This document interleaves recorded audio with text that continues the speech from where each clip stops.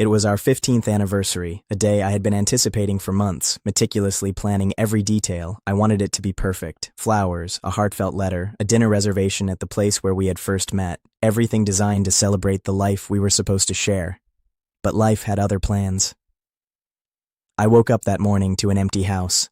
Not unusual for a weekday, but this was Saturday.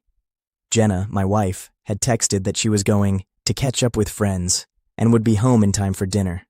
The casual tone, the lack of excitement, the absence of her usual affectionate banter, it all seemed odd. I brushed it off, thinking maybe she was planning a surprise. I went about my day, preparing the rose I had picked early that morning, a single deep red bloom tied neatly with a ribbon. I wrote the letter, pouring my heart into it. Every word carefully chosen, every sentence reflective of years of love, trust, and sacrifice.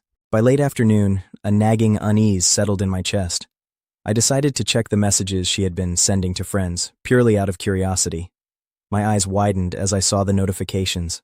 Flirty messages, suggestive emojis, plans for a romantic evening with a man I didn't know. My stomach twisted into knots. The realization hit me like a physical blow. She wasn't just out with friends. She was planning an affair on our anniversary. I didn't panic. I didn't shout. Instead, I acted calmly, carefully. I knew this moment demanded precision. I left the house quietly before she returned, placing the rose and my letter on the kitchen counter where she would see it first thing. I didn't wait to watch her reaction. I had to leave, to create distance, and let the truth hit her.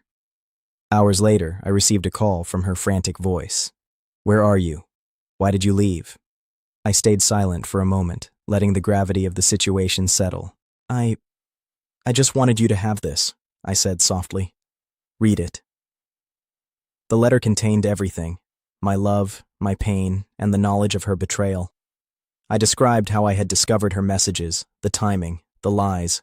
Every detail was there, honest and unflinching, leaving nothing to doubt. I didn't accuse, I didn't rage, I let the words speak for themselves. By evening, she had read it. Her calls and texts flooded in, apologies, pleading, excuses. But the letter had already done its work. The meticulous calm with which I had revealed the truth shattered the illusion she had maintained. Within days, she tried to explain, to reconcile, but the damage was done.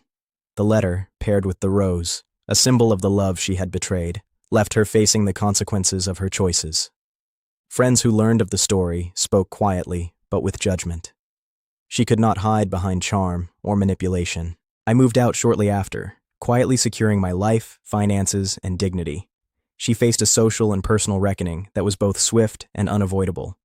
In the end, the anniversary that was meant to celebrate us became the day I reclaimed my life. The rose and the letter were silent but powerful instruments of justice, precise in their timing and devastating in their impact. She learned the hard way. Betrayal leaves scars, and sometimes the quietest gestures carry the heaviest weight. I walked away that day with peace, clarity, and the knowledge that honesty, patience, and careful strategy could deliver the most profound revenge. Without shouting, without chaos, just truth.